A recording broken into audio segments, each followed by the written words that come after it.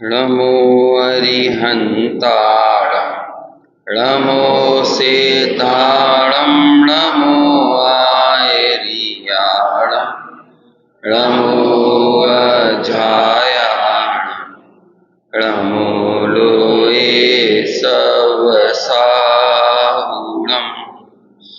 मंगलम भगवान वीरो मंगलम गौतम गणि मंगलम कुंद कुंदाद्यो जैन धर्मोस्तु मंगल सर्वमंगल मांगल्यम सर्वकल्याणकारकम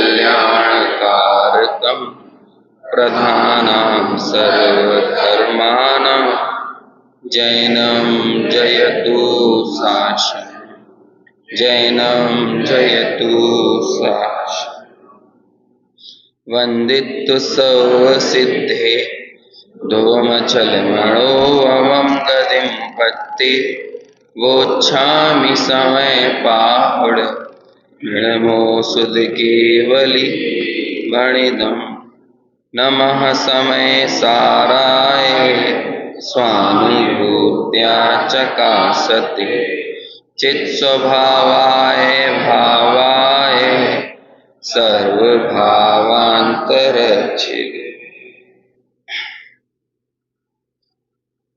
समयसार ग्रंथादिराज 13वीं गाथा में समयसार ग्रंथ की संपूर्ण विषय वस्तु की चर्चा करने के बाद शुद्ध नय का उदय होता है और शुद्ध नय का उदय करना ही अब आचार्य देव का प्रयोजन है, क्योंकि आगे इस समयसार ग्रंथ में जिस माध्यम से वो एकत्व व्यक्त आत्मा दिखता है उस दृष्टि का जन्म शुद्ध नय के बल पर ही होता है। बिना शुद्ध नय के वो दृष्टि पैदा नहीं होती। आचार्य कुंदकुंद इस बात को बहुत अच्छे से जानते थे कि अभी तक की जो आगम परंपरा है उस आगम परंपरा में जो कुछ भी कथन आते हैं वो या तो प्रायः कैसे होते हैं, व्यवहार नय के की मुख्यता से, अथवा अशुद्ध नय की, क्योंकि निश्चय में एक अशुद्ध नय भी है ना, उसकी मुख्यता से कथन होते हैं। लेकिन अब आचार्य हमारे सामने समय सार में उस मूलभूत प्रयोजन के कारणभूत जिससे हमारा प्रयोजन सिद्ध होता है उस विषय का दर्शन करा रहे हैं। अब चूंकि आचार्य कुंदकुंद के सामने एक बहुत बड़ी चुनौती ये थी कि उनके पास पीछे कोई लिखित में ऐसा बैकग्राउंड नहीं था जिसके माध्यम से वो अपनी बात को लिखित प्रमाण के आधार से साबित कर सके। इससे पहले जो भी पद्धति चल रही थी आगम की, उसमें तो बंध वाला जीव बताया जा रहा था, लेकिन उन्हें अब अबंध वाला, अभी हम जो 14वीं गाथा पढ़ेंगे ना उसमें एक शब्द आएगा अबद्ध स्पृष्ट। आत्मा को अबद्ध, ना तो किसी से बंधा है और ना किसी से स्पर्शित है, ऐसा आत्मा वो उन्हें दिखाना है। तो अब ऐसे आत्मा को दर्शाने के लिए पहले शुद्ध नय को बहुत भली भांति स्थापित करना जरूरी भी है। अपने पंडित मनीष जी शास्त्री मेरठ वाले हैं ना, उन्होंने एक पुस्तक लिखी समय सार कांटों की डगर। उसमें समय सार लिखने के पूर्व की बहुत सारी जो चुनौतियां रहीं आचार्य कुंदकुंद के सामने, उसकी तरफ उन्होंने इशारा किया कि और उनमें से एक ये भी कारण बताया कि आचार्य कुंदकुंद के पास पहले से कोई ऐसा लिखित प्रमाण नहीं था, क्योंकि अभी हो ना ये बात चर्चित ना हो, प्रचलित नहीं हो, ऐसी बात नहीं है, लिखित प्रमाण नहीं था। लिखित प्रमाण तो कौन सा चल रहा था, धवला की, वो धवला बोल रहा हूँ, षटखंडागम की परंपरा का चल रहा था। एक और वो तिलोय पंडिती ग्रंथ आदि है, कषाय पाहुड़ है, ये वाली परंपरा के पूरे प्रमाण थे।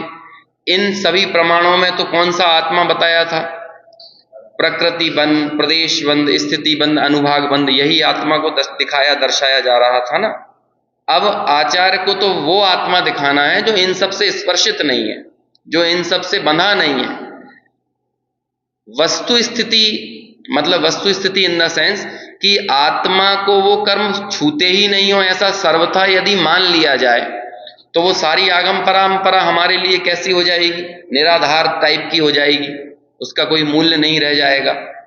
आचार्य कह रहे हैं कि वो सारी बातें अपनी जगह सही हैं, और अभी तक हमने जो पहले जो कुछ पढ़ते हुए चले आ रहे हैं, चाहे वो 12वीं गाथा हो चाहे 11वीं गाथा हो, उसमें जो उदाहरण आचार्य देव ने दिए थे विभिन्न ताव पर पकाए हुए सोने के, कि अब वो तपता हुआ सोना जब तक अपूर्ण स्थिति में है, उस समय जो विकार है वो जानने में आता हुआ, उस समय जानने में आता हुआ प्रयोजनवान है। ऐसे ही वो जो बंद वाले जीव की चर्चा चलती है, वो भी अपनी अपनी भूमिका के विकार को बताने के लिए है कि इस भूमिका में इस रूप विकार रहता है, इस भूमिका में ऐसा विकार रहता है। यदि विकार को सर्वथा ही स्वयं से भिन्न मान लो तो विकार के अभाव का प्रयास नहीं किया जाएगा, और विकार को सर्वथा जीव का ही हिस्सा मान लो तब भी उसे उसका अभाव करने का प्रयास नहीं किया जाएगा। हमें तो कथनचित मानना पड़ेगा, कथनचित वो विकार आत्मा का है और कथनचित आत्मा का नहीं है। जिसे आत्मा का है ऐसा कहा जाता है वो वाले कथन काय के कहलाते हैं, व्यवहार के अथवा अशुद्ध नय के। लेकिन उस विकार का आत्मा ने स्पर्श ही नहीं किया, उस विकार को आत्मा ने कभी छुआ ही नहीं, बंधा ही नहीं किसी भी तरह के कर्मों से। ये वाली जो दृष्टि है वो कौन सी दृष्टि है? अशुद्ध, वो शुद्ध नय की दृष्टि है। ये ठीक बिल्कुल वैसा ही है कि अंग्रेजों के रहते हुए ही हमने ये कह दिया था कि हम स्वतंत्र हैं। आपको पता है पहली बार तिरंगा कब लहराया गया था? पहली बार भारत ने अपना स्वतंत्रता दिवस कब मनाया था? पहला स्वतंत्रता हमें क्या लगता है 1947 में लहरा था तिरंगा। पहले हालांकि तिरंगा का रूप अलग था, तिरंगे पे चरखा बना रहता था, बाद में वो चरखा हट गया और फिर चक्र रह गए, 24 तीर्थंकरों के प्रतीक है ना वो चक्र। हाँ वो सही बात है, वो बिल्कुल अशोक से लिया गया है ना वो चक्र, अशोक का वो चक्र, वो वही उसी चीज का प्रवर्तन करने वाला है ना। तो वो पहली बार तिरंगा हमने गुलामी के दौर में ही फहरा दिया था। लाहौर अधिवेशन हुआ था 1930 में, और दिन था 26 जनवरी। कौन सा? 26 जनवरी 1930 को पहली बार भारत ने स्वतंत्रता का झंडा फहराया था। ये 26 जनवरी लाहौर अधिवेशन के झंडा फहराने की तिथि थी। बाद में आपको पता है 26 जनवरी को संविधान क्यों पारित किया गया? संविधान बन तो गया था 26 नवंबर 1949 को, लेकिन उन्होंने 2 महीने इंतजार किया। उन्होंने कहा कि हमें वो 26 जनवरी की तारीख थी ना जब हमने पूरे देश में स्वतंत्रता की चेतना भर दी थी गुलामी के दौर में ही, तो उस 26 जनवरी की तिथि को यादगार बनाए रखने के लिए 2 महीने तक इंतजार किया और संविधान को पारित किया गया 26 जनवरी 1950 को। अब आप ये बताओ, गुलामी के दौर में ही अपने आप को स्वतंत्र घोषित किया तो किस दृष्टि से किया था? ये जो दृष्टि है ना, बाहर में तो गुलामी है, अंग्रेजों का शासन चल रहा है, लेकिन भीतर में हमने अपने आप को स्वतंत्र मान लिया। समझ में आया? ये शुद्ध नय के बल पर हुआ है।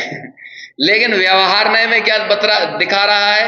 अरे तुम अभी भी बंधे हो, अभी भी तुम्हारे ऊपर अंग्रेजों का शासन है, अभी भी वायसराय का शासन चल रहा है, अभी तुम अपने आप को कैसे आजाद बोल सकते हो?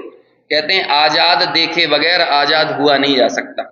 तभी ये सब कहते ना, स्वतंत्रता मेरा जन्म सिद्ध अधिकार है और मैं इसे लेकर रहूंगा, ये तो मेरा अधिकार है। ऐसे ही अबंध स्पष्टपना ये मेरा जन्म सिद्ध अधिकार है और इसे मैं लेकर रहूंगा। तो बंद के बीच में ही अबद्ध स्पष्ट देखने की दृष्टि प्रदान करता है समय सार। अब देखो दोनों चीजें हैं कि नहीं।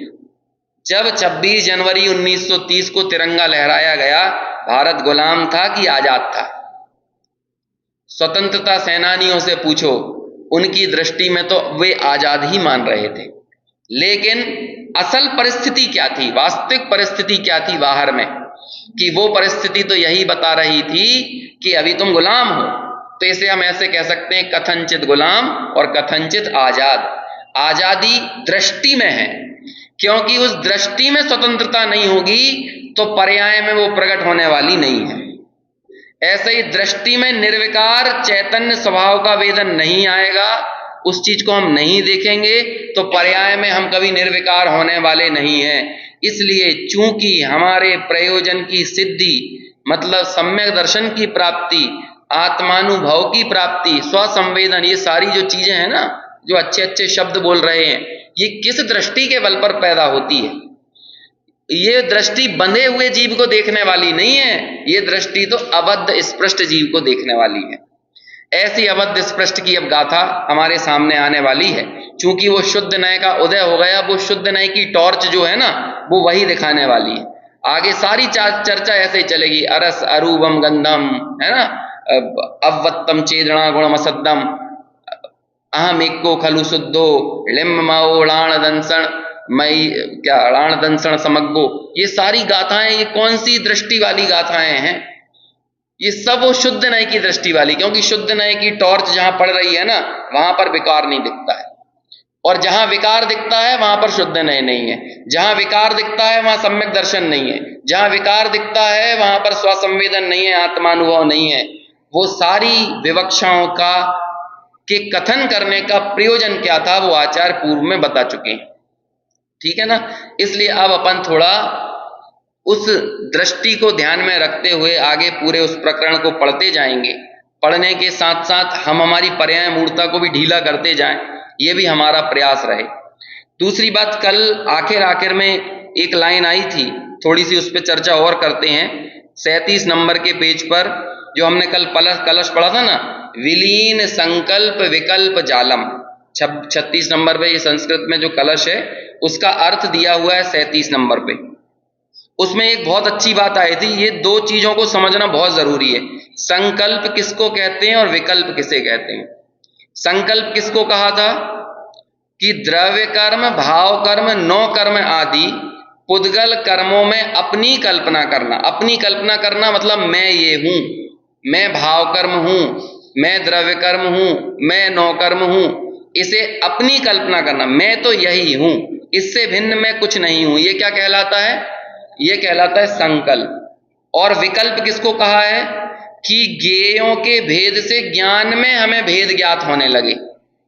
ज्ञेयों के भेद से, जैसे कि शास्त्र का ज्ञान, माइक का ज्ञान, मोबाइल का ज्ञान, लोगों का ज्ञान, प्रवचन का ज्ञान, हॉल का ज्ञान, पंखे का ज्ञान, ये सब क्या है? हमने क्या कर दिया? ज्ञान को टुकड़े करते जा रहे हैं कि नहीं? ये ज्ञान ज्ञेयों के भेद से ज्ञान में हमने भेद खड़े कर दिए, तो ये क्या कहलाएगा? विकल्प। ये मैं क्यों बता रहा हूं? क्योंकि आगे भेद विज्ञान के इन दो चरणों की बात होगी। शायद मेरे हिसाब से 9वीं 10वें नंबर की गाथा में भी थोड़ी सी ये चर्चा आई थी। ये आगे आप याद रखना, ये दोनों चीजें। एक होता है, दो तरह के हमारे संबंध होते हैं जो पर द्रव्य से जुड़ने के कारण खड़े होते हैं। एक होता है भाव्य भावक संकर दोष, और एक होता है ज्ञेय ज्ञायक संकर दोष। पहले भी शायद एक आध दिन थोड़ी सी चर्चा निकली थी इसकी, हाँ, जब भी 9वीं 10वीं गाथा में निकली थी या उसके पहले निकली होगी। भाव्य भावक संकर दोष जो होता है ना, ये कर्म या कषायों के साथ हम अपना जोड़ते हैं। संकर यानी क्या होता है? मिलावटी, है ना, खिचड़ी जो बना देते हैं ना, उसे बोलते हैं संकर दोष। तो ये ज्ञान में घुस गए ऐसा मानने लगना, अथवा वो कषायें ज्ञान में घुस गई या मुझ में घुस गई। मैं तो हो गया कौन? भावक, और कषाय हो गई भाव्य। तो ये भाव्य और भावक दोनों एक हो गए। यदि हम ऐसा मानने लगेंगे तो ये क्या हो जाएगा? वो ज्ञायक और कषायों की खिचड़ी बन जाएगी।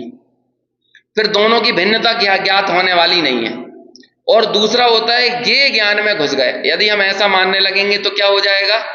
तब भी खिचड़ी बन गई कि अब हम कैसे तय करेंगे माइक का ज्ञान, इसमें ज्ञेय कौन है और ज्ञान कौन है? ये तो मैं माइक और इन सब से बता रहा हूं। वैसे तो होते हैं जैसे मति ज्ञान, श्रुत ज्ञान, अवधि ज्ञान, ये सारे भेद भी कैसे किए? ज्ञेय की विवक्षा से ही तो किए हैं। मति, श्रुत, अवधि, मना, पर्याय, केवल, ये सब में क्या है? आप इन सब की परिभाषाएं देखोगे तो आप देखोगे वहां पे कि ये ज्ञेय के द्वारा ज्ञान के भेद खड़े किए जा रहे हैं। लेकिन क्या ज्ञेय के द्वारा ज्ञान के भेद खड़े होते हैं ऐसे? बात समझ में आ रही है क्या कहना चाहिए? ऐसी कोई खिचड़ी बन रही है। एक्चुअली क्या है ना, मेरे को समझ में नहीं आता है कि रेगुलर के रूटीन स्वाध्याय में किस गाथा और किस कलश पर कितना रुका जाए और कितनी तेजी से आगे बढ़ा जाए, है ना। क्योंकि इससे पहले तो मैंने ऐसा किया कि एक कलश है वही 10 दिन तक चल रहा है, एक गाथा है वही 10-11 दिन चल रही है। लेकिन अभी वो एक रेगुलर स्वाध्याय में तो पहली बार आया है, तो कितनी तेजी से आगे बढ़ना चाहिए और कहाँ कम रुकना है, कहाँ ज्यादा रुकना है, समझ में नहीं आता। नहीं तो ये अकेला 10वां कलश ही 9-10 दिन चलने वाला कलश है। एक एक पद पर, एक एक शब्द पर बहुत आराम से इत्मीनान से बात करें। या इससे पहले वाला जो 9वां कलश था, लेकिन हमने वो 20 मिनट में पढ़ के आगे बढ़ गए कल।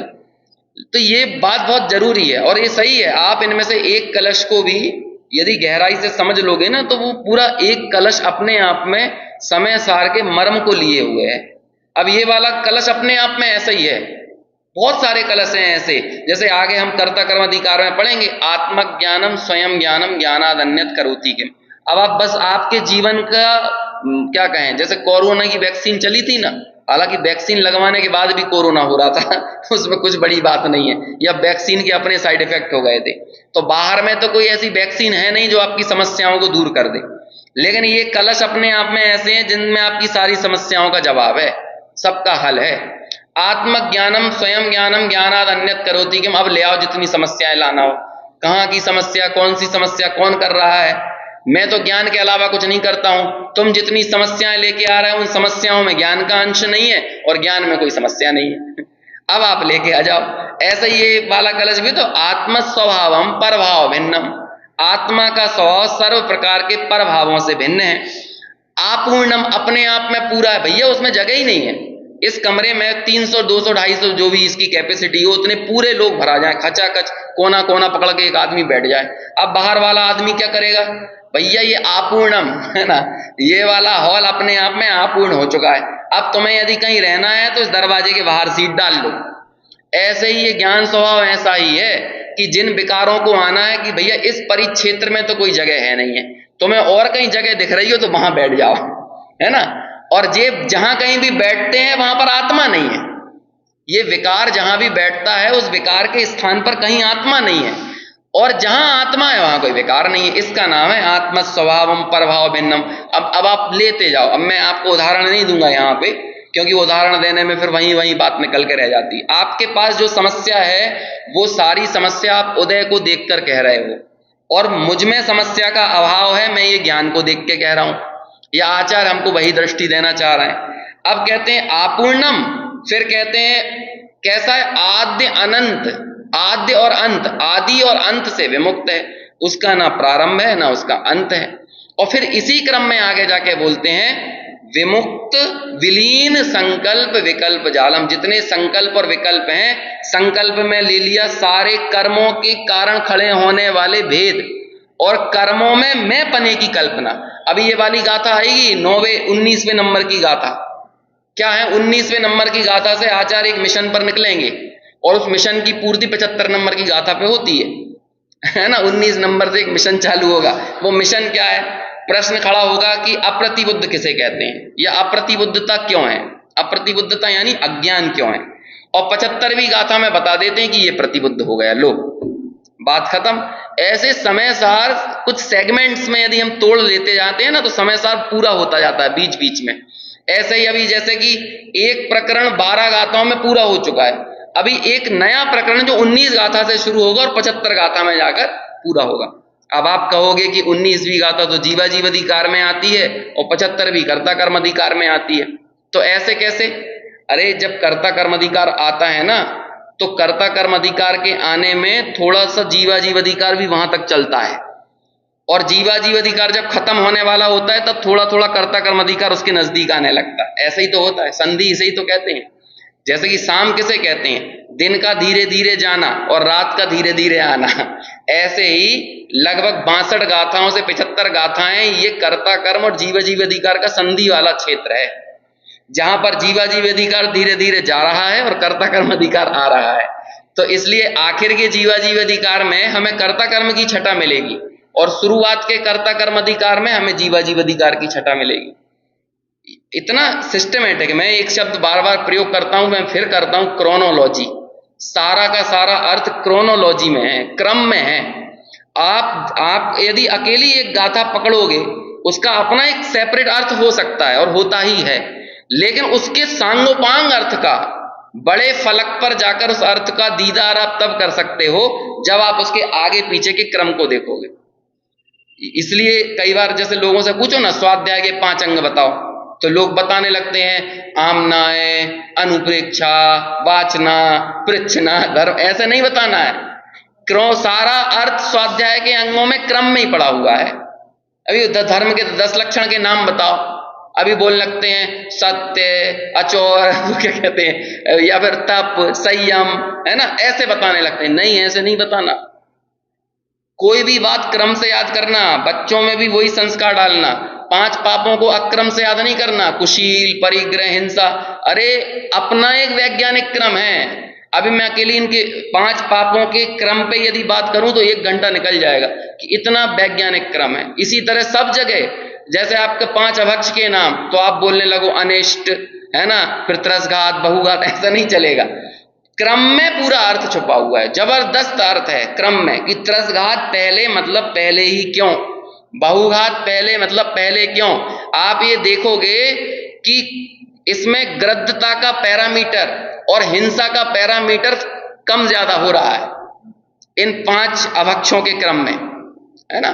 इसमें एक बड़ी चीज पड़ी हुई है। उसमें मैं ये नहीं कह रहा हूं कि अमुक अभक्ष अच्छा होता है, लेकिन कंपैरेटिवली आप देखोगे तो त्रसघात की तुलना में आप जाओगे तो क्या चीज थोड़ी सी कंपैरेटिवली, वो क्या है, बहुघात। बहुघात त्रसघात की तुलना में कम है, तो लेकिन त्रसघात तो बड़ा वाला पाप है, महापाप है। और जब आप आगे बढ़ते बढ़ते अनिष्ट तक आओगे तो मैं कह रहा हूं यहां बैठा हुआ हर आदमी अनिष्ट नाम का भक्ष करता है कर रहा होगा। आप लोगों का कोलेस्ट्रॉल बढ़ रहा है और तली हुई पूड़ी खा ली ना, वो अभक्ष खाया है आपने, है? अभी किसी को समझ में आया है? कई ब्रह्मचारी भी खा रहे हैं प्रतिभाधारी अभक्ष खा रहे हैं। बस सीधी बात है, वो कह गए हम प्रतिमाधारी हैं, लेकिन वो 5वें नंबर का अभक्ष खा रहे हैं। ये अनिष्ट नाम का भक्ष, हम पंडितों को तो सबसे ज्यादा अनिष्ट भक्ष खिलाया जाता है, हम कहीं जाते हैं तो। और लोगों को लग रहा है अरे एकदम शुद्ध है, एकदम शुद्ध है। अरे शुद्ध बुद्ध नहीं खिला रहे, तुम अभक्ष खिला रहे हो। बस कहीं परम पुड़ी बना दी।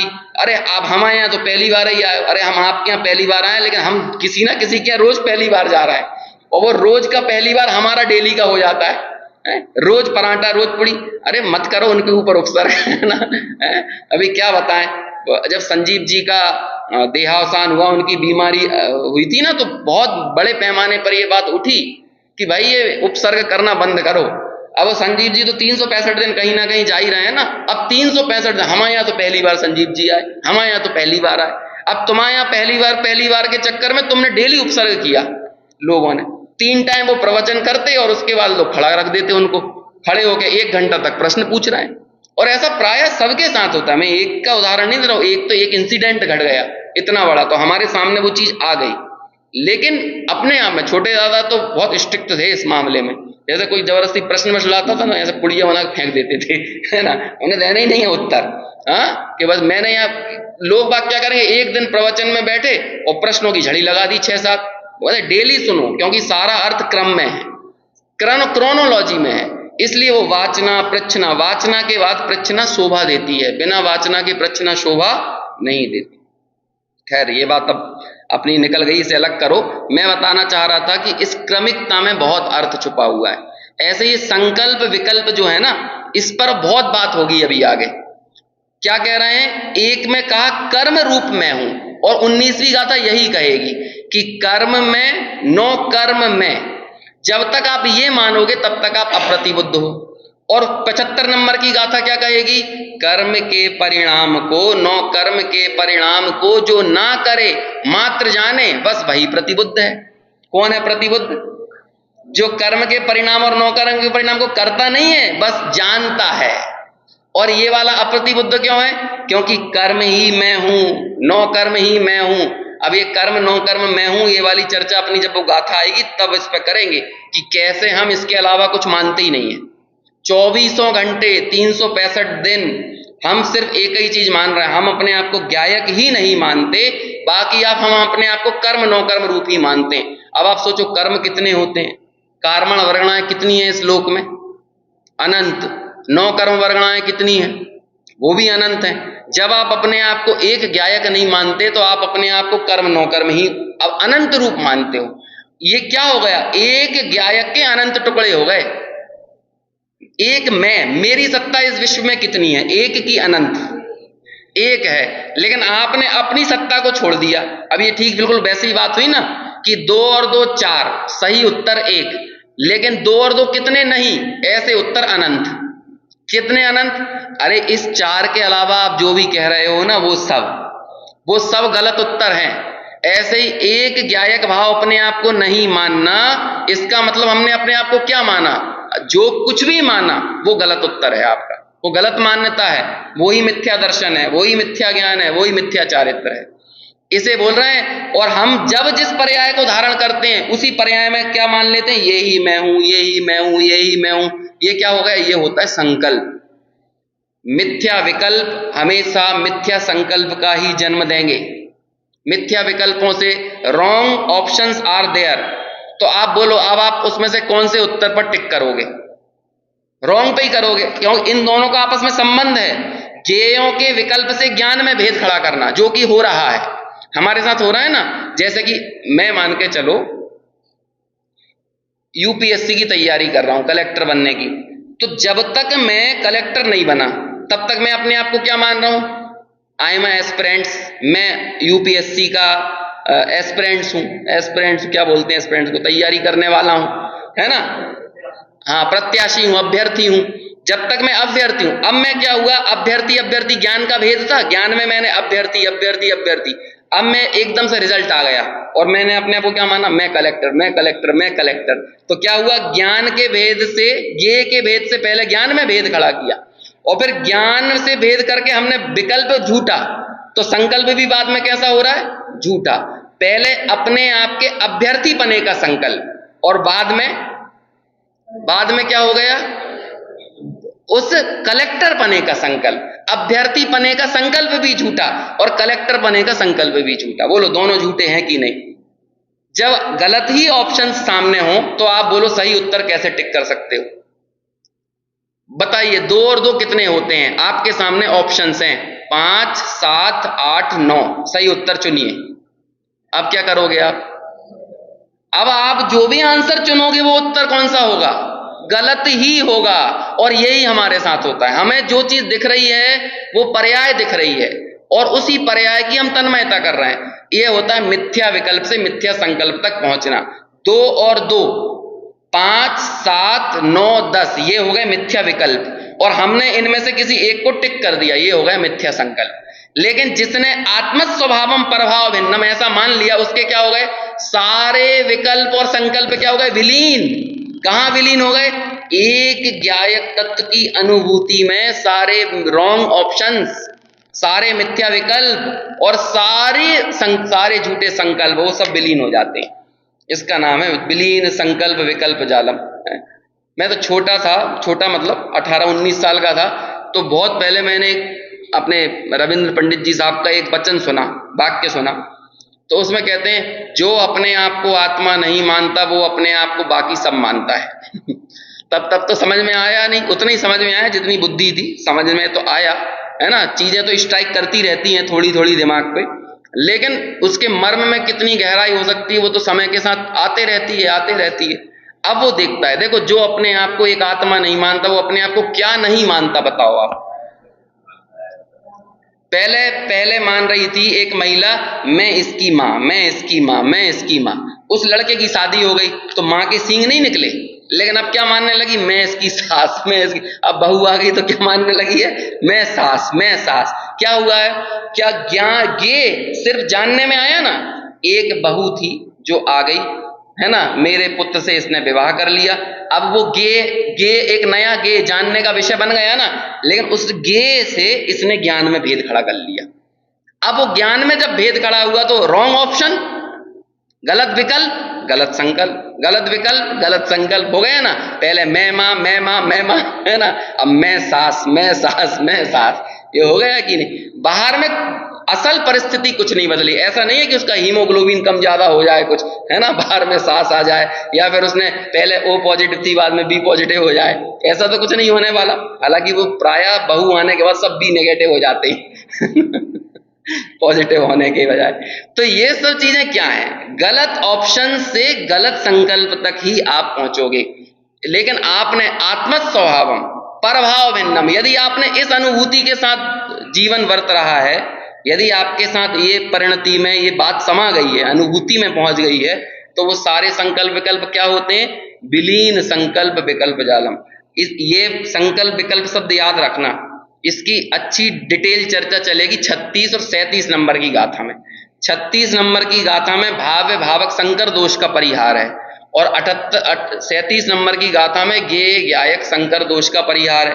जब भाव्य भावक निकल गया, ज्ञेय ज्ञायक संकर दोष निकल गया। ज्ञेय ज्ञायक मतलब ज्ञेय ज्ञान में घुस गए, ये ज्ञेय ज्ञायक संकर दोष, और कषाय और कर्म ज्ञायक में घुस गई, या ज्ञायक कषाय और कर्म रूप हो गया, ऐसी मान्यता ये है भाव्य भावक संकर दोष। ये दोनों संकर दोष निकल जाते हैं तो अपने आप 38वीं गाथा का जन्म हो जाता है। इसलिए 38वीं गाथा का मर्म 36 और 37वीं गाथा की क्रोनोलॉजी में छुपा हुआ है ना, उसकी क्रमिकता में। मैं बार बार एक क्रमिकता के ऊपर इतना जोर जानबूझ कर देता हूं, क्योंकि रेगुलर स्वाध्याय में की जान ही क्रमिकता है। बाकी और ये सब 5 दिन 7 दिन के स्वाध्याय को सुन लिया, मेला जैसा भरा जाता है और फिर सब चले जाते हैं ना, कुछ विशेष हासिल नहीं हो पाता है। सारा का सारा अर्थ क्रोनोलॉजी में है, क्रमिकता में है। ये इस चीज को हमें बहुत अच्छे से समझना चाहिए। ये कोई त्योहारों पे बनने वाला पुड़ी पकवान नहीं है स्वाध्याय, ये क्रमिक चीज है, ये बहुत डेली होने वाली चीज है। अभी तो मैं 1-2 दिन के लिए यदि यहां से बाहर चला जाऊं, अब उतने समय के लिए समय सार की धारा टूट गई ना, उतनी सी धारा टूटने में एक विखंडन सा महसूस होने लगता है ना। वो इसीलिए मैं बार बार कहता हूं कि भले यहां पर स्वाध्याय बंद हो कि कुछ दिनों के लिए, तो हमें एटलीस्ट वो अनुशीलन को रिपीट करते रहना चाहिए, पढ़ते रहना चाहिए। कुछ नहीं तो कुछ गाथा ही सुन लो, है ना, उसकी टीका ही एक बार पढ़ लो, तो वो धारा अपनी कहीं ना कहीं जुड़ी रहती है ना। आपने वो बोलता हुआ समय सार दिया है, तो कई बार तो मैं कुछ नहीं करता हूं, वो पेन लेता हूं और यहाँ पे ऐसे टच करा उस पे बोलते हुए समय सार पर, और वो लगा दिया, तो माइक में वो टीका गूंज रही है, तो वो टीका वो अपने कानों में पड़ रही है, तो ऑटोमेटिक वो आपकी निरंतर धारा, आपके चिंतन में वो चीज अपने आप आ जाएगी। और ऐसा प्राय कुछ नहीं, कभी सिर्फ गाथा गाथा टीका टीका लगा दिया और बोलने वाला माइक आ गया। अब देखो टेक्नोलॉजी अपना काम कर रही है ना, टेक्नोलॉजी अपनी फ्रेंड बन गई है। अब या तो उस टेक्नोलॉजी का गलत मिसयूज कर लो, या उस टेक्नोलॉजी से आप अपने चिंतन को और ज्यादा परिपुष्ट बनाने का प्रयास करो, है ना, ऐसा। चलो, वो तो इस पे थोड़ी बात करना था, इसलिए मैंने संकल्प विकल्प पे विशेष थोड़ी सी चर्चा की। पढ़ते हैं 14वें नंबर की गाथा। जो पश्यति अप्पाणम अबद्ध पुट्ठम अनन्यम नियदम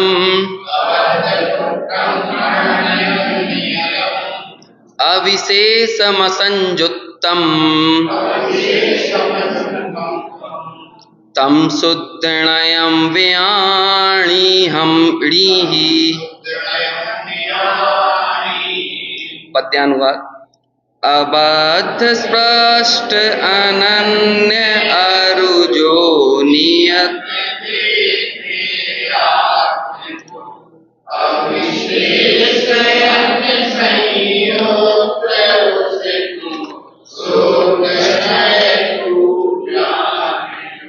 देखो, ये वाली गाथा 15 नंबर की गाथा के आखिरी पद पे जाके पूरी होती है एक्चुअली, है ना। अभी हालांकि 14वीं गाथा के बाद हम टीका पढ़ेंगे, लेकिन जैसे है जो पश्यति अप्पाणम, यदि आप अपनी आत्मा को अबद्ध पुट्ठम यानी होता है अबद्ध और अपृष्ठ। अबद्ध कई जगह पर क्या होता है, इसी तरह से लिखा जाता है, जैसे अनादि निधन, तो इसका मतलब क्या होगा, अनादि अनिधन। अगुरु लघु, तो इसका मतलब क्या हुआ, अगुरु अलघु, है ना। इसी तरह अबद्ध स्पृष्ट, मतलब अबद्ध और अस्पृष्ट। तो जो अपने आप को अबद्ध स्पृष्ट मतलब अबद्ध और अस्पृष्ट, पहला विशेषण। अनन्यम, अनन्य, अभी इनके एक एक विशेषण की चर्चा है, टीका बहुत बड़ी है इसकी। अनन्य और नियतम यानी नियत, अविशेषम यानी अविशेष, अविशेष मतलब सामान्य, है ना, विशेष और सामान्य, इसकी एक एक पद की बहुत अच्छी चर्चा आने वाली है। अविशेषम और असंजुत्तम, असंजुत्तम यानी असंयुक्त। 5 विशेषण कौन कौन से हुए ये याद रखना है। अबद्ध स्पृष्ट पहला, दूसरा अनन्य, तीसरा नियत, चौथा अविशेष और पांचवा असंयुक्त, है ना। ऐसा जो अपने आत्मा को देखता है, देखो अभी ये जीव के स्वभाव के नजदीक जाकर देखोगे तो ये दिखेंगे, लेकिन बंद पर्याय के नजदीक जाकर देखोगे तो बस इसके अपोजिट दिखने वाला है। जैसे आपने बंद पर्याय के नजदीक गए तो वो बद्ध स्पष्ट दिखेगा, बंद पर्याय के नजदीक गए तो वो अनन्य नहीं दिखेगा, अन्य अन्य दिखेगा, अलग अलग। बस देखो सिंपल सी बात है, अन्य अन्य मतलब होता है एक कोई मनुष्य है, जैसे हम अपनी पर्याय को ही देखें, पूर्व में मान के चलो त्रियंच में थे या देव में थे, अभी मनुष्य हैं, और अगले में फिर मान के चलो फिर कोई नरक त्रियंच में कहीं चले गए, तो ये तीनों पर्याय में क्या हो गया, अन्य अन्य अन्य अन्य हो गई ना। और इसी को बोलते हैं विशेष पर्याय। जब आपने नारकी पर्याय को देखा तो आपने किसे देखा, विशेष। देखो कितनी छोटी सी बात है जो हमने पहले पढ़ी थी, कॉमन फैक्टर को देखना है। किसे देखना है, भूदत्थेना विगदा, हमने किया था 9 तत्वों में कॉमन फैक्टर को देखो। बस वो कॉमन फैक्टर को देखने में ही सब कुछ है। इनमें कॉमन क्या है, अनन्य क्या है, अनन्य क्या है, त्रियंच मनुष्य देव नारकी इन सब पर्यायों में अनन्य मतलब वो कॉमन चीज क्या है, हाँ चैतन्य, चैतन्य ज्ञायक स्वभाव। इसी तरह इन सभी मनुष्य त्रियंच देव नारकी पर्यायों में सामान्य क्या है, सामान्य मतलब अविशेष क्या है, वही ज्ञायक स्वभाव। देखो अध्यात्म छोटा होता है लेकिन अध्यात्म गहरा होता है, आगम लंबा होता है लेकिन आगम गहरा नहीं होता। जैसे कि आप सठखंडागम वगैरह पढ़ने जाओगे, धवला वगैरह पढ़ोगे तो विस्तार विस्तार विस्तार विस्तार ऐसा मिलेगा, लेकिन अध्यात्म में कोई विस्तार नहीं, अध्यात्म में गहराई होती है, और गहराई इतनी होती है कि अपार, सादी अनंत काल के लिए उपभोग करते रहो तो भी बाहर ना निकलो, ऐसी गहराई है। ये निज स्वभाव की ताकत है कि आप इसमें डूबे हुए सिद्ध भगवान से बोलो कि तुम बाहर निकल आओ थोड़ी देर के लिए, तो लोकालोक को जान रहे हो, थोड़ा देखो तो सही दुनिया में क्या चल रहा है। ऐसा होता है ना कि कई बार क्या होता है, पहले पिक्चर आती थी तो जैसे कि एक माँ का बच्चा हॉस्पिटल में भर्ती है, तो वो माँ भगवान के दर पे आके बोलती थी कि तू कैसा है भगवान, जालिम लोग मेरे साथ उत्पात मचाए हुए हैं, मेरे परिवार को नाश कर दिया, और हम लोगों ने तो हमेशा तेरी भक्ति की, पूजा की, लेकिन तुझे मेरा ही बच्चा मिला मारने के लिए। तो फिर वो क्या करती है, वो मैं तब तक तेरे सर पे माथा पटकती रहूंगी जब तक तेरी आंख नहीं खुलेगी।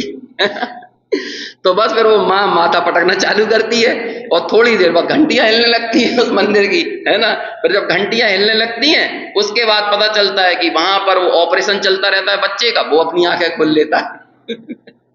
तो बोलो भगवान जाग गया कि नहीं, वहां से न्यूज आ जाती है कि भगवान देखो तुम निकल गए ना बाहर। तो ऐसे ही भगवान पहले तो अंतर्लीन थे, फिर भगवान ने आंखें खोली और फिर उन्होंने उसके बच्चे को सही कर दिया। ऐसे थोड़े अपने सिद्ध भगवान को भी करना चाहिए कि नहीं, लेकिन हमारे यहाँ तो ऐसे कोई रिवाज ही नहीं है। देखो बहुत सारे भगवान तो फिल्मों ने क्रिएट किए हैं। वो अमर अकबर एंथोनी नहीं आती तो साईं बाबा का ग्लैमर ही समझ में नहीं आता।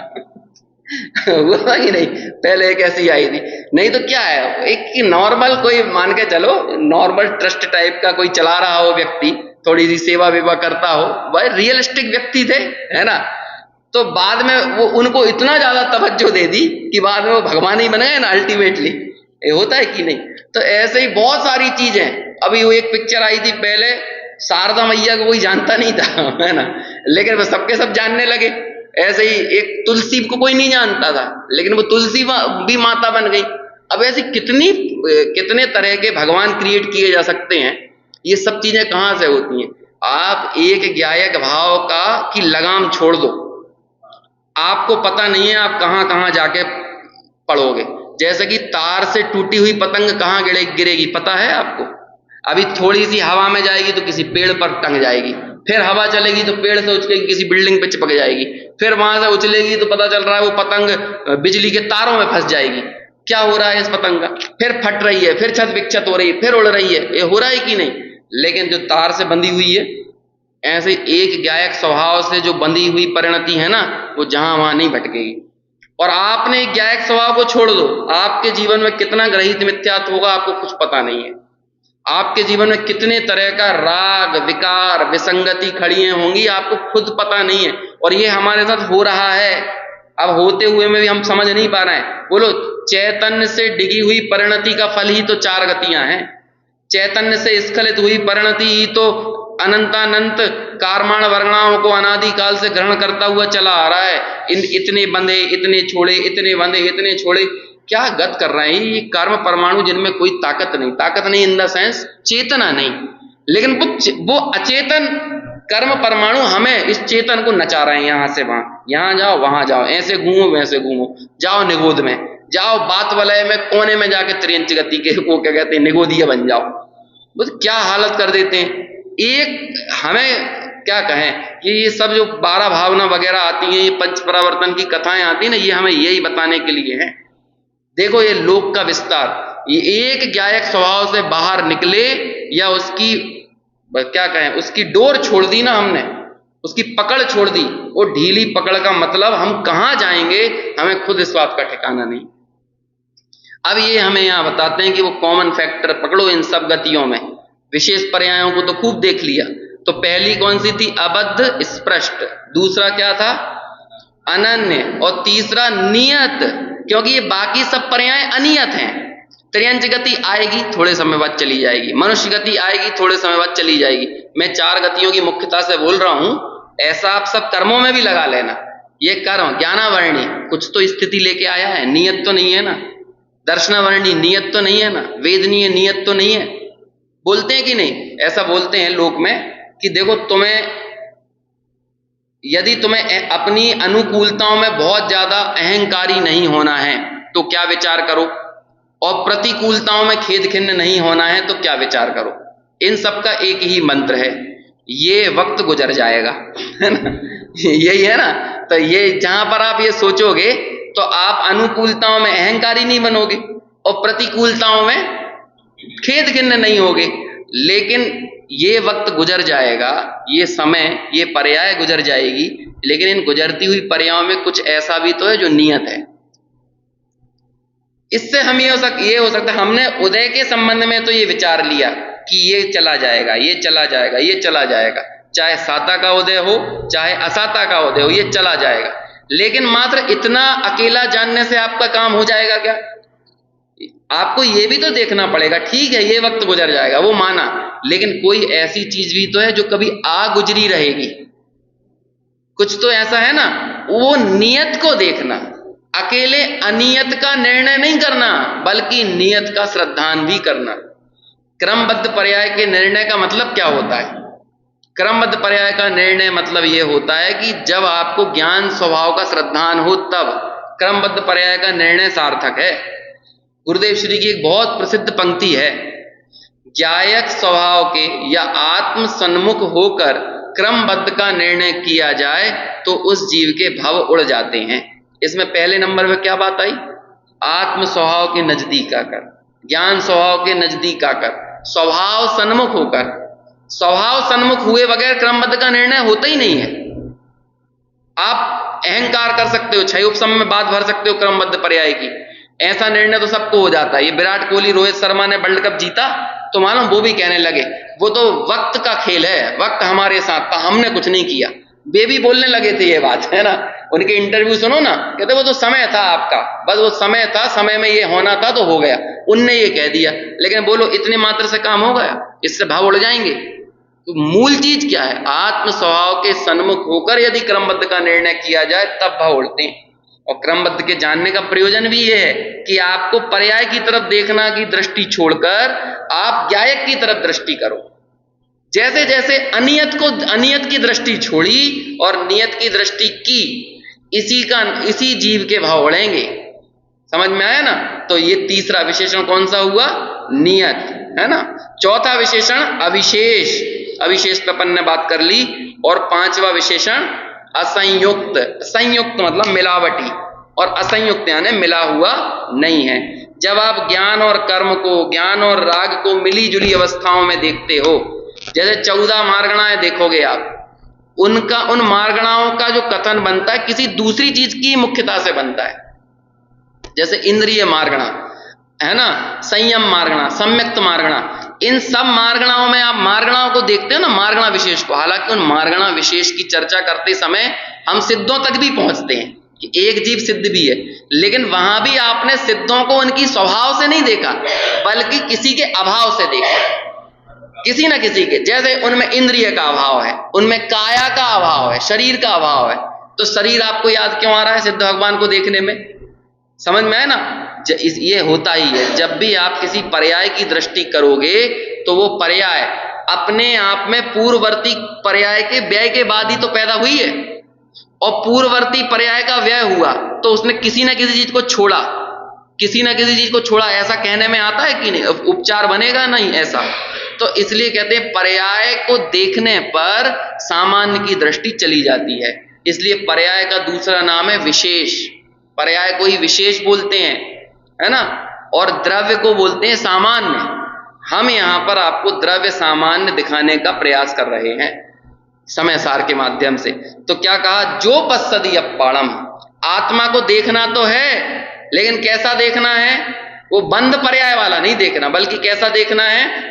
अबद्ध स्पृष्ट, अनन्य, नियत, अविशेष, असंयुक्त, जो ऐसे तम शुद्धनयम व्याणी, ऐसा तू इस आत्मा को शुद्ध नय से जान। क्या बोल रहे हैं आचार्य? जान मतलब ऑर्डर दे रहे हैं। अब व्याणी ही बोल दिया ना, अब और क्या, ऑर्डर ही देना पड़ेगा। यदि आचार्य को वाकई में कोई आदमी 14वीं गाथा तक पहुंच गया है 12 गाथाओं का हैवी डोज लेने के बाद, तो अब आचार्य को थोड़ी नजदीकी महसूस होने लगी ना शिष्यों से। तो अभी तक तो वो बोल रहे थे, वो थोड़ी विनम्रता में बात कर रहे थे, यदि चूक जाऊं तो छल ग्रहण मत करना, है ना। लेकिन अब क्या कह रहे हैं? अब तू इतना सब सुन के 13वीं गाथा तक भी क्रॉस करके 14वीं गाथा तक आ गया, तो अब वो कहेंगे जान, है ना। अब क्या कहेंगे? जान, ऐसी आत्मा को जान। और ऐसा बार बार कहेंगे, आगे भी कहेंगे 49 नंबर की गाथा में, ऐसा जान, ऐसा देख, ऐसा ऑर्डर की भाषा में प्रयोग करेंगे। शुद्ध नयम व्याणी, और कहते हैं कि जो ऐसा शुद्ध नय वाल से आत्मा को जानता है ना, उसने क्या किया? देखो अगली गाथा में आएगा, फिर देखो यही ऐसी लाइन आएगी। 15वीं गाथा अपन पढ़ लेते हैं डेमो के लिए, 43 नंबर के पेज पर देखो पढ़िए, है ना, ताकि 14वीं गाथा की जब चर्चा चलेगी तो 15वीं हमारे दिमाग में रहना चाहिए।